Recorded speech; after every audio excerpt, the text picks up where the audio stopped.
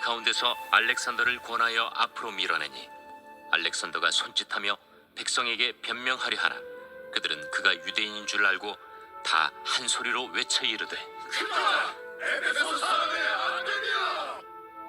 하기를 2시간이나 하더니 서기장이 무리를 진정시키고 이르되 에베소 사람들아, 에베소 씨가 큰 아데미와 제우스에게서 내려온 우상의 신전지기가 된 줄을 누가 알지 못하겠느냐? 이 일이 그렇지 않다 할 수 없으니 너희가 가만히 있어서 무엇이든지 경솔이 아니하여야 하리라.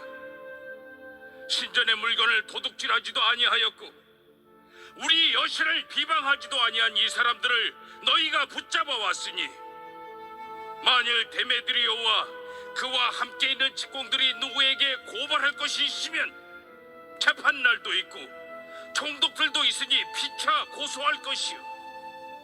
만일 그 외에 무엇을 원하면 정식으로 민회에서 결정할지라. 오늘 아무 까닭도 없는 이 일에 우리가 소요 사건으로 책망받을 위험이 있고 우리는 이 불법 집회에 관하여 보고할 자료가 없다 하고 이에 그 모임을 흩어지게 하니라.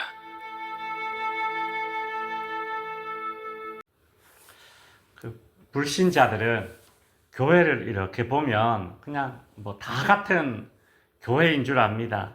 뭐 이단이 뭔지, 뭐 어떻게 정통 교회가 뭔지 사실 불신자들은 구분을 못하죠. 그죠? 우리 지난번 코로나 때 신천지 교회가 참 많은 무리를 일으켰지만 불신자들은 그냥 교회가 그랬다, 그냥 다 그렇게 그냥 싸잡아서 그렇게 좀 비난을 받지 않았습니까?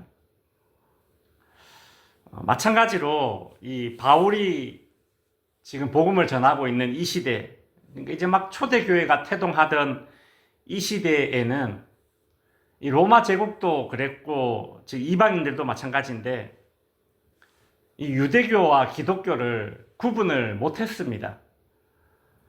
초대교회 이 시기에는 주로 유대인들 가운데 이방에 흩어져 살고 있는 유대인들이 이제 주로 이제 기독교로 개종을 하는 그런 상황이 많았기 때문에 이방인들의 눈에 보기에는 그냥 다 똑같은 유대인들, 그리고 유대인들의 회당에 자주 들락거리는 사람들.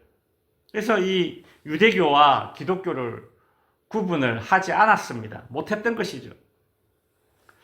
그래서 지금 이 에베소라는 도시에 큰 이제 소요가 일어났지 않습니까? 유대인들은 이번 이 큰 소요가 우리 유대교와 상관없는 일이다라고 그렇게 이제 해명을 하고 싶은 겁니다. 왜냐하면 이 당시 이제 로마 제국에서 유대인들은 여러 번 그 소요에 그 휘말린 적이 있기 때문에 이제 아주 이런 반응을 보이는 거예요. 이번 소요는 바울 때문에 일어난 일이지 우리 유대교와 상관없다, 이제 그 말을 하고 싶은 겁니다. 그러나 오늘 34절에 보면 그 뭐 소요에 참여한 이 에베소 사람들, 이 군중들은 그가 유대인인 줄 알고 다 한 소리로 외쳐 이르되 크다 에베소 사람의 아데미여 하기를 2시간이나 하더라. 에베소 사람들은 흥분했습니다. 충동되어진 사람들이죠. 그래서 충동된 사람들의 특징이 무엇입니까? 충동될 때는 다른 사람들의 이야기를 잘 들었는데 일단 충동되고 나니까 다른 사람들의 이야기가 귀에 들리지 않는 겁니다. 그래서 자신들의 구호를 2시간이나 이렇게 외쳐댔던 거 아닙니까? 크다 에베소 사람의 아데미여 하기를 2시간이나 하더라. 지금 자신들의 소리 외에는 어떤 소리도 듣지 않으려고 하는 어떤 거대한 고집 덩어리가 되어버렸습니다. 왜 이렇습니까? 왜 이토록 민감하고 왜 이렇게 감정적이며 왜 이렇게 기가 닫혔습니까? 자신들의 이익에 그리고 손실에 민감해졌기 때문입니다. 그래서 그 어떤 소리도 듣지 못하는 것이죠. 들으려고 하지도 않는 것입니다. 그냥 그 상황을 다 지배해야 되고 자신의 이익과 손실을 막기 위해서는 더 크게 소리만 높이게 되는 그런 군중의 모습을 우리가 볼 수 있죠. 이러한 때에 그 에베소의 질서를 관장하고 있는 서기장이 이런 말을 합니다. 35절에 보면 에베소 사람들아 에베소시가 큰 아데미와 제우스에게서 내려온 우상의 신전지기가 된 줄을 누가 알지 못하느냐? 여기서 이제 제우스라는 신도 등장하는데 여기서 제우스는 하늘로도 해석할 수 있습니다.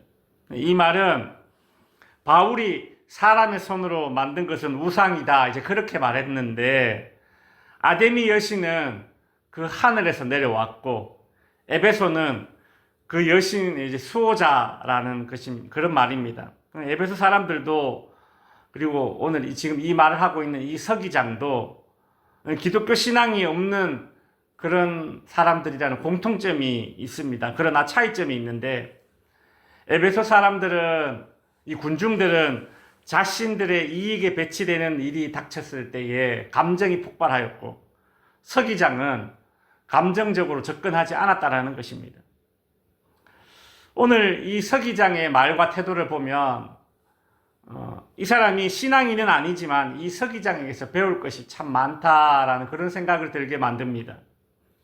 판단력과 합리력을 잃지 않으려고 그죠? 그렇게 애쓰고 있고 최소한 감정이 폭발된 그런 상태가 아닙니다.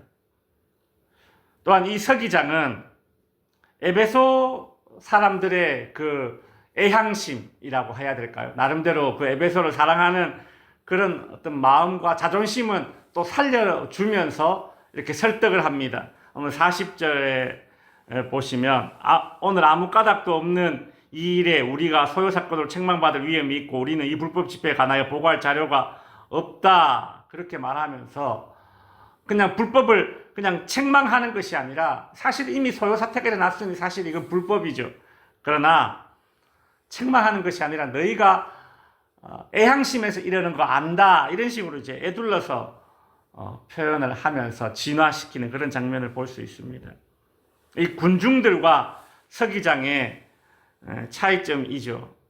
군중들은 어떻습니까? 지금 상태는 원인도 모르고 각자 서로 다른 말을 하면서 2시간 동안 같은 말을 떠들고 있지만 그러나 서기장은 최소한 어떤 결과를 염두에 두고서 그렇게 지금 이 일을 접하고 있습니다.